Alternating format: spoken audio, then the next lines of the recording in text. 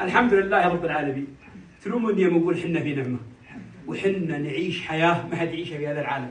هذه صوره مبسطه لحياتنا كسعوديين. شوفوا ما حنا فيه من نعم، امن وامان وعقيده ومجالس عامله ما قال الله وقال رسوله، بشيم بقيم ببروتوكولات في الضيافه، في الاستقبال، في الحفاوه، في تقدير الكبير، في الرحمه الصغير، في التكاتف الاجتماعي، في التلاحم الوطني. نحن في نعمه، واليوم عشنا هذه الصوره المبسطه عند هذه القبيله التي نكنها كل تقدير، وخاصه هذه العائله، عائله آل سحيب وقبائل بالاسمر كافه. بيض الله وجيهكم عامه. الله يبيض وجيهكم ونعتز بكم وبكل قبائل المملكه العربيه السعوديه. والله اننا نتشرف بكم، وقولوا يا الله وقول يا الله انه يدوم علينا ديننا وعقيدتنا وولاة امرنا ووطننا، وانه يعز قبائلنا.